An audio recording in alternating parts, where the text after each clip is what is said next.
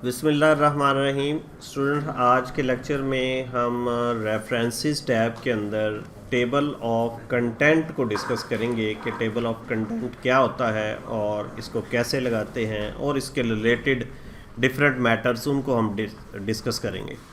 देखें, यहाँ पे मेरे पास डॉक्यूमेंट के अंदर टेबल ऑफ कंटेंट लगा हुआ है। टेबल ऑफ कंटेंट बेसिकली फहरिस्त असवाक भी इसको उर्दू में बोलते हैं कि जो भी आपकी बुक के अंदर, आपके डॉक्यूमेंट के अंदर लेसन्स हैं, एक्सरसाइजेज हैं, उनका एक टेबल बनेगा जो कि उनके रेफरेंस बता रहा होगा कि हर जो लेसन है या हर एक्सरसाइज जो है वो किस पेज पर है।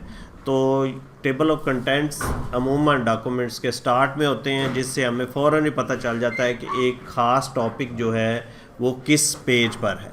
तो अब ये टेबल ऑफ कंटेंट मैं आपको लगाना सिखाऊंगा और इसके रिलेटेड हम जितनी भी ऑप्शंस हैं उनको हम डिस्कस करेंगे। देखें, यहाँ पे टेबल ऑफ कंटेंट का एक पूरा ग्रुप बना हुआ है और इस ग्रुप के अंदर एक कमांड यहाँ है। जब आप इसको क्लिक करते हैं तो इसके नीचे काफ़ी सारी ऑप्शंस हमें मिलती हैं और एक यहाँ पे ऐड टेक्स्ट है। जो दो इम्पॉर्टेंट चीज़ें हैं वो ये हैं, उसके यहाँ लिखा हुआ लेवल 1, लेवल 2, लेवल 3। अब ये लेवल क्या है पहले हम ये समझ लेते हैं। देखें, जो सबसे मेन पे होगा वो लेवल 1 होगा। जैसे लेक्चर 1 है, लेक्चर 2 है, लेक्चर 3 है, लेक्चर 5 है, लेक्चर 4, इस तरह ये लेवल 1 है। अब इस के अंदर जो चीज़ होगी वो लेवल 2 होगी, यानी ये एक्सरसाइज 1, एक्सरसाइज 2 ये इस लेवल का लेवल 2 होगा।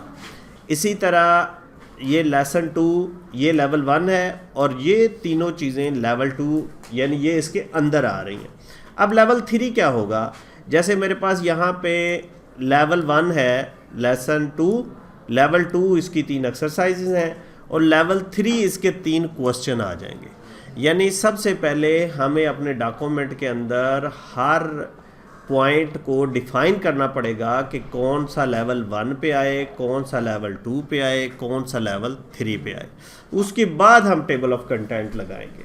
तो मैं ऐसा करता हूँ, यहाँ पे इसको टेबल ऑफ कंटेंट को सिलेक्ट करता हूँ और इसको मैं डिलीट कर देता हूँ। अब मेरे पास यहाँ पे ये लेसन 1, एक्सरसाइज 1, एक्सरसाइज 2, सबसे पहले मैं इस पूरे डॉक्यूमेंट के अंदर जो जो टॉपिक जिस जिस लेवल पे है उसको हमने डिफ़ाइन करना है। जैसे ये लेसन 1 है, ये मैं समझ रहा हूँ कि ये लेवल 1 पे है, तो इसको आपने लेवल 1 यहाँ पे सिलेक्ट कर देना है। फिर उसके बाद अब ये लेसन 1 के अंदर एक्सरसाइज है, अब ये लेवल 2 पे आएगी तो इसको हमने लेवल 2 रख देना है।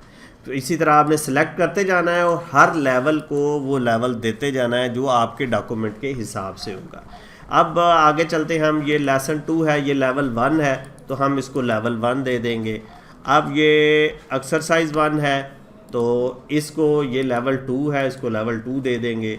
मेरे पास ये ऑलरेडी डिफ़ाइन है, तो आपके पास इस तरह ये डिफ़ाइन नहीं होगा, आप इसको लेवल देंगे तो ये लेवल 2 आ गया। फिर इसी तरह, और फिर ये लेसन 3 जो है ये लेवल 1 है, ये एक्सरसाइज है, ये लेवल 1 है, ये एक्सरसाइज है, ये लेवल 2 है। इसी तरह ये आपने पूरे डॉक्यूमेंट के अंदर लेवल डिफ़ाइन कर देने हैं, बता देने हैं कि ये लेवल 1 पे आए, ये 2 पे आए, ये 3 पे आए।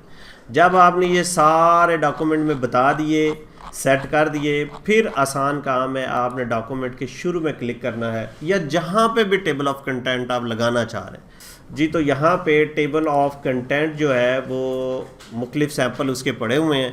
यहाँ पे आपने किसी भी सैम्पल पे क्लिक करेंगे तो उसके मुताबिक टेबल ऑफ कंटेंट आपके डॉक्यूमेंट के शुरू में या जहाँ आप इंसर्ट करेंगे वहाँ पे हो जाएगा। अब ठीक है, ये तो लग गया, लेकिन अब इश्यूज़ ये आते हैं कि फ़र्ज़ करें ये एक्सरसाइज 2 के अंदर हम कुछ और लिख रहे हैं, कुछ और डिफ़ाइन करते जा रहे हैं।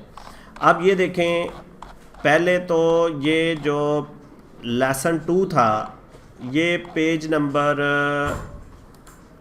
3 पे था, अब ये पेज नंबर 4 पे आ गया। हमने अपने जब इस तरह आप काम करते जाएंगे और चीज़ें दरमियान में आती जाएंगी तो ज़ाहिर बात है ये रेफरेंसेस फिर डिस्टर्ब हो जाएंगे।